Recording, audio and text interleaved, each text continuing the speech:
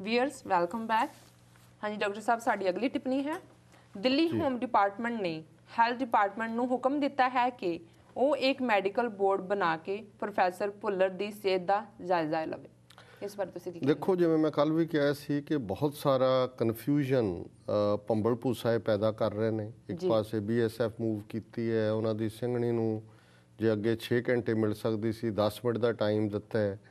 ਨਾਲ ਹੀ home minister ਨੇ ਕਿਹਾ ਜੀ ਨਹੀਂ ਅਸੀਂ ਮੁੜ ਕੇ ਵਿਚਾਰਾਂਗੇ। ਹੁਣ ਜਿਹੜੀ ਖਬਰ ਹੈ ਕਿ ਦਿੱਲੀ ਦੇ ਹੋਮ ਡਿਪਾਰਟਮੈਂਟ ਨੇ ਹੈਲਥ ਡਿਪਾਰਟਮੈਂਟ ਨੂੰ ਲਿਖਿਆ ਜੀ ਕਿ ਉਹ ਇੱਕ ਮੈਡੀਕਲ ਬੋਰਡ ਕੰਸਟੀਟਿਊਟ ਕਰੇ ਔਰ ਇਹਦੇ ਉੱਤੇ ਜਿਹੜਾ ਸੈਕਟਰੀ ਹੋਮ ਡਿਪਾਰਟਮੈਂਟ ਹੈ ਉਹਦੇ ਦਸਤਖਤ ਨੇ। ਔਰ ਇਹ ਜਿਹੜੀ ਲੈਟਰ ਹੈ ਜਿੱਥੇ ਇਸ ਵੇਲੇ ਪ੍ਰੋਫੈਸਰ ਭੁੱਲਰ ਨੂੰ ਲੌਂਚ ਕੀਤਾ ਹੋਇਆ ਪਿਛਲੇ 2.5 ਸਾਲ ਤੋਂ institute of human behaviour and allied sciences. So ਇੱਕ ਚਿੱਠੀ ਜਿਹੜੀ ਹੈ ਉਹਨਾਂ ਨੂੰ ਵੀ ਦਿੱਤੀ ਗਈ ਹੈ। ਸੋ ਇਹ ਦੋਵੇਂ ਤਰ੍ਹਾਂ ਹੀ ਹੋ ਸਕਦਾ ਹੈ ਮੈਡੀਕਲ ਬੋਰਡ ਦੇ ਵਿੱਚ, ਕਿਉਂਕਿ ਜਿਹੜੇ ਉਹਨਾਂ ਦੇ ਇਸ ਇੰਸਟੀਚਿਊਟ ਜਿੱਥੇ ਉਹਨਾਂ ਦੀ ਟ੍ਰੀਟਮੈਂਟ ਹੋ ਰਹੀ ਆ ਉਹਦੇ ਕਿਸੇ ਡਾਕਟਰ ਨੂੰ ਸ਼ਾਮਲ ਨਹੀਂ ਕੀਤਾ ਜਾਏਗਾ। ਇਹ ਪਹਿਲਾਂ ਹੀ ਉਹਨਾਂ ਨੇ ਫੈਸਲਾ ਕਰ ਲਿਆ ਜੀ। ਸੋ ਜ਼ਾਹਰ ਹੈ ਕਿ ਜੇ ਪ੍ਰੈਸ਼ਰ ਸਿੱਖਾਂ ਦਾ ਬਿਲਟ ਹੋ ਗਿਆ ਬਾਹਰੋਂ ਔਰ ਪੰਜਾਬ 'ਚ ਵੀ, ਫਿਰ ਤਾਂ ਇਸ ਮੈਡੀਕਲ ਬੋਰਡ ਦੀ ਰਿਪੋਰਟ ਨੂੰ ਆਧਾਰ ਬਣਾ ਲੈਣਗੇ ਫਾਂਸੀ ਨੂੰ ਅੱਗੇ ਪਾਉਣ ਲਈ ਕਿ ਹੈਲਥੀ ਨਹੀਂ ਹੈ। ਜੇ ਪ੍ਰੈਸ਼ਰ ਬਿਲਟ ਨਾ ਹੋਇਆ, ਡਾਕਟਰ ਦਸਾਈ ਵਰਗੇ ਡਾਕਟਰਾਂ ਨੂੰ ਉਹਨਾਂ ਨੇ ਬਾਹਰ ਕੱਢ ਦੇਣਾ ਇਸ ਬੋਰਡ 'ਚੋਂ, ਤੇ ਫਿਰ ਬੋਰਡ ਕਹਿ ਦੇਗਾ ਜੀ ਬਿਲਕੁਲ ਫਿੱਟ ਹੈ ਜੀ, ਐਵੇਂ ਡਰਾਮਾ ਕਰ ਰਿਹਾ, ਇਹਨੂੰ ਫਾਂਸੀ ਲਾ ਦਿੱਤਾ ਜਾਏ। ਸੋ ਅਸੀਂ ਇਹ ਸਮਝਦੇ ਹਾਂ ਵੀ ਸਾਡੇ ਇਹ ਫਰਜ਼ ਹੈ ਕਿ ਅਸੀਂ ਇਸ ਪ੍ਰੈਸ਼ਰ ਨੂੰ ਬਿਲਟ ਰੱਖੀਏ। ਜੀ ਡਾਕਟਰ ਸਾਹਿਬ, ਦੱਖਣੀ ਭਾਰਤ ਦੀ ਇੱਕ ਪ੍ਰਮੁੱਖ ਮਨੁੱਖੀ ਹੱਕਾਂ ਦੀ ਲੰਬਰਦਾਰ ਜਥੇਬੰਦੀ ਨੇ ਪ੍ਰੋਫੈਸਰ ਭੁੱਲਰ ਨੂੰ ਫਾਂਸੀ ਦੇਣ ਦੇ ਫੈਸਲੇ ਦੀ ਸਖਤ ਨਿਖੇਧੀ ਕੀਤੀ ਹੈ। ਹਾਂਜੀ, ਇਹ ਵੈਸੇ ਬੜੀ ਦਿਲਚਸਪ ਗੱਲ ਹੈ ਕਿ ਇਸ ਵੇਲੇ ਸਾਨੂੰ ਸਭ ਤੋਂ ਜ਼ਿਆਦਾ ਸਪੋਰਟ ਸਾਊਥ ਇੰਡੀਆ 'ਚੋਂ ਮਿਲਣੀ ਸ਼ੁਰੂ ਹੋਈ ਹੈ। ਸ਼ਾਇਦ ਉਹਦਾ ਇੱਕ ਕਾਰਨ ਇਹ ਹੈ ਕਿਉਂਕਿ ਤਾਮਿਲ ਜਿਨ੍ਹਾਂ ਨੇ ਰਾਜੀਵ ਗਾਂਧੀ ਨੂੰ ਮਾਰਿਆ ਉਹਨਾਂ ਦਾ ਕੇਸ ਵੀ ਸੁਪਰੀਮ ਕੋਰਟ 'ਚ ਹੈ। ਇੱਦਾਂ ਦੇ ਹੀ ਥੋੜ੍ਹੇ ਬਹੁਤ ਸਰਕਮਸਟਾਂਸਿਸ ਨੇ, ਇਸ ਲਈ ਹਿੰਦੂ ਅਖਬਾਰ ਨੇ ਵੀ ਸਾਨੂੰ ਸਪੋਰਟ ਦਿੱਤੀ ਹੈ। ਅਤੇ ਇੱਕ ਜਿਹੜਾ ਮੇਜਰ ਗਰੁੱਪ ਹੈ ਦੱਖਣੀ ਭਾਰਤ ਦਾ ਹੀ, ਉਹਦਾ ਨਾਂ ਹੈ south India cell for human rights education and monitoring. ਉਹਦੇ ਪ੍ਰਮੁੱਖ ਨੇ ਮਿਸਟਰ ਮੈਥਿਊ ਫਿਲਿਪਸ। ਉਹਨਾਂ ਨੇ ਜਿਹੜਾ ਮਿਸਟਰ ਫਿਲਿਪਸ ਨੇ ਹਿੰਦੂ ਅਖਬਾਰ ਦੇ ਨਾਲ ਗੱਲਬਾਤ ਕਰਦਿਆਂ ਕਿਹਾ ਕਿ ਵੀ the ruling came as a disappointment because as defenders of human rights they were against capital punishment. ਕਿ ਪ੍ਰੋਫੈਸਰ ਭੁੱਲਰ ਦੇ ਦਾ ਜਿਹੜਾ ਫੈਸਲਾ ਇਹਨੇ ਸਾਨੂੰ ਬੜਾ ਨਿਰਾਸ਼ ਕੀਤਾ ਹੈ। ਅਸੀਂ ਡੈਥ ਸੈਂਟੈਂਸ ਦੇ ਖਿਲਾਫ ਹੈ। ਈਵਨ ਉਹਨਾਂ ਨੇ ਅਮਰੀਕਾ ਦਾ ਵੀ ਹਵਾਲਾ ਦਿੱਤਾ ਹੈ ਕਿ ਉੱਥੇ ਵੀ ਇਹ ਡਿਬੇਟ ਚੱਲ ਰਹੀ ਹੈ ਵੀ ਡੈਥ ਸੈਂਟੈਂਸ ਨਹੀਂ ਹੋਣੀ ਚਾਹੀਦੀ। ਸੋ ਅਸੀਂ ਇਸ ਗਰੁੱਪ ਦਾ ਵੀ ਧੰਨਵਾਦ ਕਰਦੇ ਹਾਂ ਵੀ ਘੱਟੋ ਘੱਟ ਚਲੋ ਦੇਰ ਆਏ ਤੇ ਦਰੁਸਤ ਆਏ, 18 ਸਾਲ ਬਾਅਦ ਹੀ ਬੋਲਣਾ ਤਾਂ ਸ਼ੁਰੂ ਕੀਤਾ ਘੱਟੋ ਘੱਟ ਇਹਨਾਂ ਨੇ। ਸੋ ਇਹ ਇੱਕ ਚੰਗਾ ਰੁਝਾਨ ਹੈ, ਇਟਸ ਏ ਗੁੱਡ ਟ੍ਰੈਂਡ। ਜੀ ਡਾਕਟਰ ਸਾਹਿਬ, ਅਕਾਲੀ ਦਲ ਬਾਦਲ ਨੇ ਦਿੱਲੀ ਦੀ ਜਰਮਨ ਅੰਬੈਸੀ ਨੂੰ ਮੈਮੋਰੈਂਡਮ ਦੇ ਕੇ ਮੰਗ ਕੀਤੀ ਹੈ ਕਿ ਪ੍ਰੋਫੈਸਰ ਭੁੱਲਰ ਦੇ ਫਾਂਸੀ ਦੇ ਮਸਲੇ ਵਿੱਚ ਜਰਮਨ ਸਰਕਾਰ ਦਖਲ ਅੰਦਾਜ਼ੀ ਕਰੇ। ਦੇਖੋ, ਹੁਣ ਤਾਂ ਚੀਚੀ ਨੂੰ ਥੋੜ੍ਹਾ ਜਿਹਾ ਲਹੂ ਲਾ ਕੇ ਅਕਾਲੀ ਵੀ ਸ਼ਹੀਦ ਬਣਨਾ ਚਾਹੁੰਦੇ ਨੇ। ਹਾਲਾਂ ਇਹਨਾਂ ਦਾ ਆਪਣਾ ਰੋਲ ਕੀ ਹੈ, ਇਹ ਵੀ ਕਾਤਲਾਂ ਦੇ ਸਾਥੀ ਨੇ। ਕੱਲ੍ਹ ਇੱਕ ਡੈਲੀਗੇਸ਼ਨ ਜਰਮਨ ਐਮਬੈਸੀ ਨੂੰ ਦਿੱਲੀ ਦੇ ਵਿੱਚ ਮਿਲਿਆ, ਜਿਹਦੇ ਵਿੱਚ ਮਨਜੀਤ ਸਿੰਘ ਜੀਕੇ ਜਿਹੜਾ ਹੁਣ ਨਵਾਂ ਪ੍ਰਧਾਨ ਬਣਿਆ ਦਿੱਲੀ ਸਿੱਖ ਗੁਰਦੁਆਰਾ ਕਮੇਟੀ ਦਾ, ਉਹ ਵੀ ਸੀ। ਬੀਬੀ ਨਵਨੀਤ ਕੌਰ ਸਿੰਘਣੀ, ਪ੍ਰੋਫੈਸਰ ਭੁੱਲਰ ਸਨ, ਅਤੇ UK based England based barrister ਨੇ ਸਤਨਾਮ ਸਿੰਘ ਬੈਂਸ, ਅਤੇ ਉਹਨਾਂ ਦੇ ਨਾਲ ਉੱਥੋਂ ਇੱਕ ਬੀਬੀ ਮਨੁੱਖੀ ਹੱਕਾਂ ਦੀ ਕਾਰਕੁਨ ਹੈ ਜਸਵੰਤ ਕੌਰ।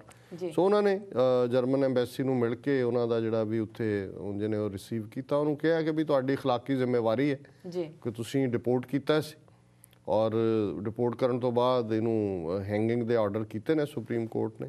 ਸੋ ਚੰਗੀ ਗੱਲ ਹੈ ਵੀ ਐਟਲੀਸਟ ਭਾਵੇਂ ਚੀਚੀ ਨੂੰ ਹੀ ਲਹੂ ਲਾ ਕੇ ਸ਼ਹੀਦ ਬਣਨਾ ਚਾਹੁੰਦੇ ਨੇ, ਘੱਟੋ ਘੱਟ ਉਹਨਾਂ ਨੂੰ ਇਹ ਲੱਗਦਾ ਤਾਂ ਹੈ ਵੀ ਕੌਮ ਉੱਠ ਖੜੀ ਹੈ ਅਤੇ ਜੇ ਅਸੀਂ ਪਿੱਛੇ ਰਹਿ ਗਏ ਤੇ ਫਿਰ ਸਾਡੀ ਛਿਤਰੌਲ ਹੋਏਗੀ। ਸੋ ਇਹੀ ਹੈ, ਅਦਰਵਾਈਜ਼ ਤਾਂ ਅਕਾਲੀ ਤਾਂ ਇਹਨਾਂ ਦੇ ਕਾਤਲਾਂ ਦੇ ਸਾਥੀ ਨੇ। ਜੀ ਡਾਕਟਰ ਸਾਹਿਬ, ਚੰਡੀਗੜ੍ਹ ਦੀ ਇੱਕ ਅਦਾਲਤ ਵਿੱਚ ਕੇਸ ਦਾਇਰ ਕੀਤਾ ਗਿਆ ਹੈ ਕਿ ਬਾਦਲ ਤੇ ਮੱਕੜ ਤੇ ਦੇਸ਼ ਧਰੋਹ ਦੇ ਕੇਸ ਵਿੱਚ ਮੁਕੱਦਮਾ ਚਲਾਇਆ ਜਾਵੇ ਕਿਉਂਕਿ ਇਹ ਰਾਜੂਆਣਾ ਤੇ ਪ੍ਰੋਫੈਸਰ ਭੁੱਲਰ ਦੀ ਮਦਦ ਕਰ ਰਿਹਾ।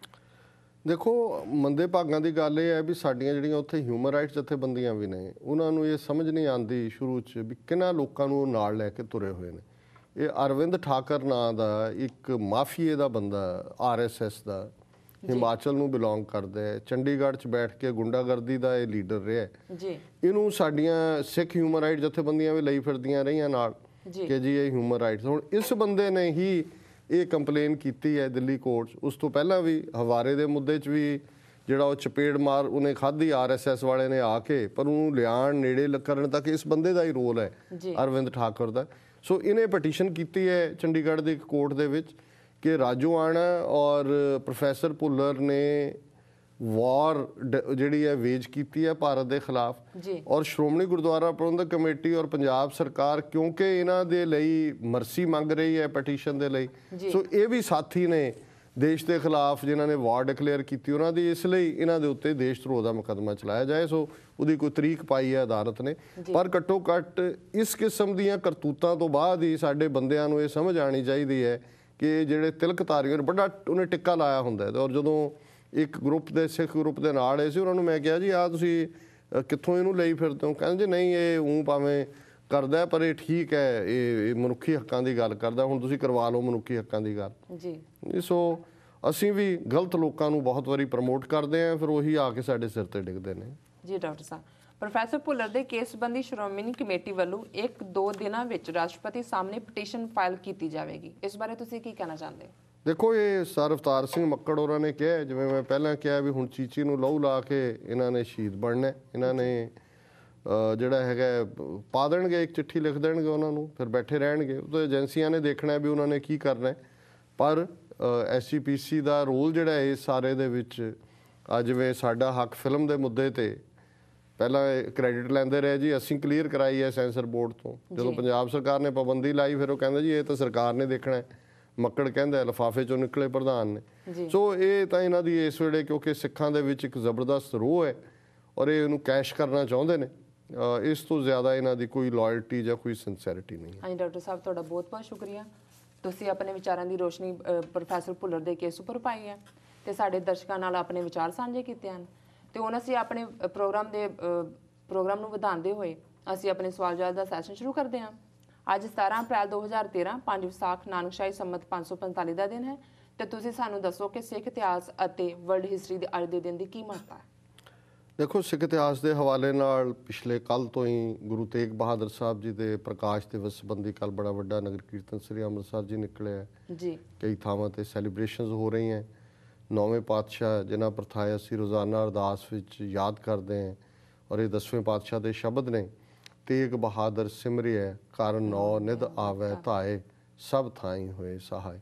ਸੋ ਇਹ ਨਿਧ ਸਿੱਧ ਰਿੱਧ ਇਹ ਸਾਰੇ ਹੀ ਉਸ ਗੁਰੂ ਦੇ ਨਾਂ ਤੇ ਔਰ ਗੁਰੂ ਕੇ ਸਿੱਖਾਂ ਦੇ ਪਿੱਛੇ ਤੁਰੇ ਫਿਰਦੇ ਨੇ। ਪਰ ਗੁਰੂ ਤੇਗ ਬਹਾਦਰ ਸਾਹਿਬ ਦਾ ਜੀਵਨ ਜਿਹੜਾ, ਜਦੋਂ ਅਸੀਂ ਉਹਨਾਂ ਦੇ ਪ੍ਰਕਾਸ਼ ਤੋਂ ਉਹਨਾਂ ਦੀ ਸ਼ਹਾਦਤ ਤੱਕ ਦੇਖਦੇ ਹਾਂ ਕਿ ਕਿਵੇਂ ਉਹ ਸਭ ਤੋਂ ਛੋਟੇ ਸਪੁੱਤਰ ਸੀ ਗੁਰੂ ਹਰਗੋਬਿੰਦ ਸਾਹਿਬ ਦੇ।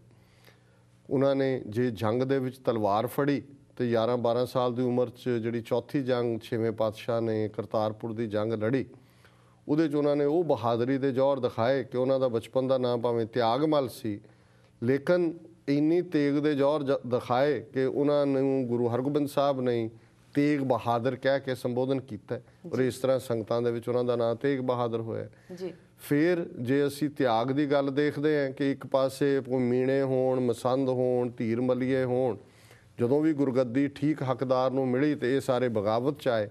ਲੇਕਿਨ ਜਦੋਂ ਗੁਰੂ ਹਰਗੋਬਿੰਦ ਸਾਹਿਬ ਨੇ ਗੁਰਗੱਦੀ ਜਿਹੜੀ ਹੈ ਅੱਗੋਂ ਗੁਰੂ ਹਰਰਾਏ ਸਾਹਿਬ ਜੀ ਨੂੰ ਦਿੱਤੀ, ਜਿਹੜੇ ਕਿ ਉਹਨਾਂ ਦੇ ਪੋਤੇ ਸਨ, ਹਾਲਾਂਕਿ ਗੁਰੂ ਤੇਗ ਬਹਾਦਰ ਉਹਨਾਂ ਦੇ ਸਪੁੱਤਰ ਸਨ, ਯੋਗ ਸਨ, ਤੇ ਉਹਨਾਂ ਨੇ ਕੋਈ ਹਿਰਖ ਜਾਂ ਕੋਈ ਸ਼ਿਕਾਇਤ ਨਹੀਂ ਕੀਤੀ।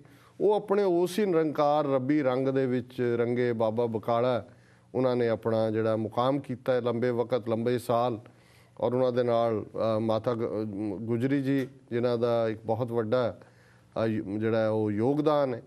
ਫਿਰ ਅਸੀਂ ਦੇਖਦੇ ਹਾਂ ਉਹ ਸਾਰੇ ਜਿਹਨੂੰ ਅਸੀਂ ਜਿਹੜਾ ਮਿਸਟਿਕ ਵਰਲਡ ਕਹਿੰਦੇ ਹਾਂ, ਬਾਬਾ ਮੱਖਣ ਸ਼ਾਹ ਲੋਬਾਣਾ ਕਿਵੇਂ ਗੁਰੂ ਲਾਧੋਰੇ ਰਾਹੀਂ ਗੁਰੂ ਤੇਗ ਬਹਾਦਰ ਸਾਹਿਬ ਪ੍ਰਗਟ ਹੁੰਦੇ ਨੇ, ਤੇ ਫਿਰ ਕਿੰਨਾ ਵੱਡਾ ਕੀਨੋ ਵੱਡੋ ਕਲੂਮ ਹੈ ਸਾਕਾ ਜੀ।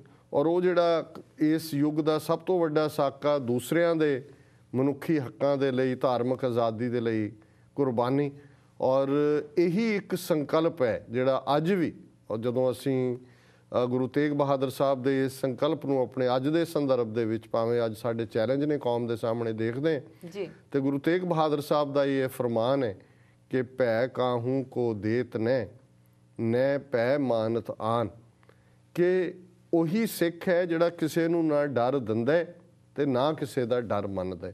ਸੋ ਅਸੀਂ ਸਮੂਹ ਸਿੱਖ ਸੰਗਤਾਂ ਨੂੰ ਮੁਬਾਰਕਬਾਦ ਅਰਜ਼ ਕਰਦੇ ਗੁਰੂ ਤੇਗ ਬਹਾਦਰ ਸਾਹਿਬ ਦੇ ਪ੍ਰਕਾਸ਼ ਦਿਵਸ ਦੇ ਉੱਤੇ।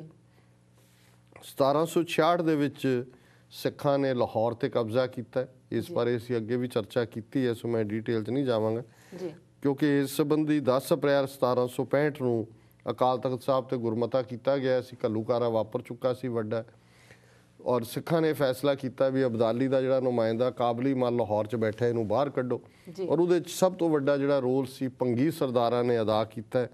5 ਭੰਗੀ ਜਰਨੈਲ ਭਾਈ ਗੁੱਜਰ ਸਿੰਘ, ਭਾਈ ਲਹਿਣਾ ਸਿੰਘ, ਭਾਈ ਹਰੀ ਸਿੰਘ, ਭਾਈ ਝੰਡਾ ਸਿੰਘ, ਭਾਈ ਗੰਡਾ ਸਿੰਘ ਜੀ। ਔਰ ਇਹੀ ਕਾਰਨ ਹੈ ਕਿ 1766 ਤੋਂ ਲੈ ਕੇ 1799 ਤੱਕ ਜੀ, ਜਦੋਂ ਕਿ 1799 ਚ ਮਹਾਰਾਜਾ ਰਣਜੀਤ ਸਿੰਘ ਨੇ ਲਾਹੌਰ ਲਿਆ, ਇਹ 30 ਸਾਲ ਲਗਭਗ ਲਾਹੌਰ ਜਿਹੜਾ ਹੈ ਇਹ ਭੰਗੀ ਸਰਦਾਰਾਂ ਦੇ ਕੰਟਰੋਲ 'ਚ ਸੀ। ਸ਼ਹਿਰ ਦੇ 3 ਹਿੱਸੇ ਕੀਤੇ, ਉਹਨੂੰ ਵੰਡਿਆ ਹੋਇਆ ਸੀ। ਸੋ ਜੱਸਾ ਸਿੰਘ ਆਹਲੂਵਾਲੀਆ ਸੁਲਤਾਨੁਲ ਕੌਮ ਉਹਨਾਂ ਨੂੰ ਐਲਾਨਿਆ ਗਿਆ, ਲਾਹੌਰ ਦੇ ਤਖਤ ਤੇ ਬੈਠੇ ਔਰ ਖਾਲਸਾਈ ਸਿੱਕਾ ਜਿਹੜਾ ਉਹ ਜਾਰੀ ਕੀਤਾ ਗਿਆ। 1783 ਦੇ ਵਿੱਚ ਇਸ ਤਰੀਕ ਨੂੰ ਹੀ ਦਿੱਲੀ ਕੰਕਰ ਕੀਤੀ ਸਰਦਾਰ ਬਘੇਲ ਸਿੰਘ ਨੇ, ਜਿਹਦੇ ਬਾਰੇ ਅਸੀਂ ਅੱਗੇ ਜ਼ਿਕਰ ਕਰ ਚੁੱਕੇ। ਸੋ ਮੇਰਾ ਖਿਆਲ ਬ੍ਰੇਕ ਦਾ ਟਾਈਮ ਹੈ। ਵੀਰ ਤੁਸੀਂ ਸਾਡੇ ਨਾਲ ਇਸ ਤਰ੍ਹਾਂ ਜੁੜੇ ਰਹੋ, ਮਿਲਦੇ ਹਾਂ ਆਫਟਰ ਦਿਸ ਸ਼ਾਰਟ ਬ੍ਰੇਕ।